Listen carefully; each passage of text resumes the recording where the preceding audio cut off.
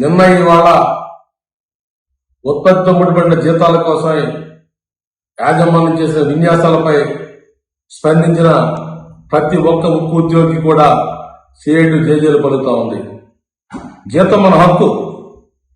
దీన్ని కాపాడుకోవడం కోసం మనం ఏ పోరాటంగా సిద్ధపడాలి. అధికారులు 2007 జీతాలు తీసుకుంటా ఉన్నారు. నాన్ ఎగ్జిక్యూటివ్స్ 2012 జీతాలు తీసుకుంటా ఉన్నాం. కొత్త జీతాలు పక్కకు పోయి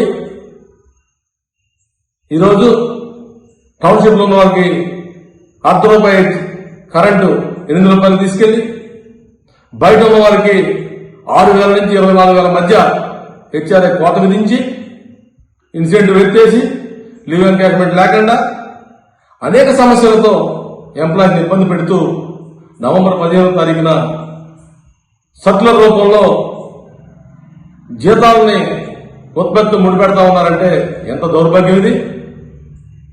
ఉత్పత్తి అనేది దానికి కావాలి రా మెటీరియల్ అందించాల్సిన యాజమాన్యం ఫెయిల్ అవుతూ ఉంటే వారి జీతాలు తీసుకోవడం మానేయాలి. రోజు డ్యూటీ చేసే కార్మికుల్ని ఉత్పత్తికి బాధ్యులు చేస్తూ జీతాలు కట్ చేస్తే కుదరదని చెప్పేసి ఇవాళ లేబర్ అధికారుల దగ్గర జరిగిన చర్చల్లో లేబర్ అధికారుల మీటింగ్ కి ఆర్ఎన్సీ గారి దగ్గర 4 ఆఫీసర్లు పంపించింది యాజమాన్యం. 3,000 మంది ఆఫీసర్లు ఉంటే 4 వచ్చిన ఆఫీసర్లో ఒక ఆఫీసర్ కూడా కనీసం ₹100 మెడికల్ బిల్ కూడా సంతకం పెట్టడానికి అర్హత లేని అధికారుల్ని ఆదేశించి పంపించారట. ఏంటి ఏమనుకుంటా ఉన్నారు?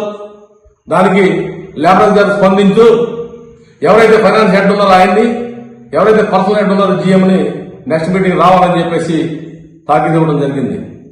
రెండోది లేబర్ అధికారి గారు వి గణేశన్ గారు ఈ సర్కులర్ చూసి ఇది జీతాలకు సంబంధించిన సర్కులరా ఇన్సెంటివ్ సంబంధించిన సర్కులర్ అని చెప్పేసి ఇచ్చిపోయారు. ఇది యాజమాన్యం చేసే చర్యలు.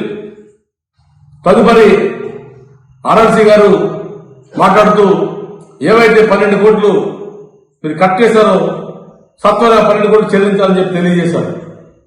అట్లాగే నెక్స్ట్ మంత్ డిసెంబర్ నుంచి ఈ సర్కులర్ అమలు చేయడానికి వీలు లేదని చెప్పేసి కూడా హుక్కుం జారీ చేశారు. ఇన్ని చెప్పిన యాజమాన్యం బుద్ధి లేదా? ఎందుకు తెలుసుకోదు? నువ్వు ఎవరు ఎప్పుడు తీసుకుని ఈ సర్కులర్ ఇచ్చావని చెప్పేసి వచ్చిన యాజమాన్య పెద్దలు అడగడం జరిగింది. ఈరోజు చర్చించాలని చెప్పి అడగడం జరిగింది. సమాధానం లేదు. గవర్నమెంట్ ఎప్పుడు తీసుకుందని చెప్పి అడిగారు. సమాధానం లేదు. అంటే భారత ప్రభుత్వం ఆటల్లో మీరు లేరా? మీకు సంబంధం లేదా? మీరు నచ్చిందే రాజ్యం, మీరు చెప్పిందే వేదమా? కరెక్ట్ కాదు ఇది.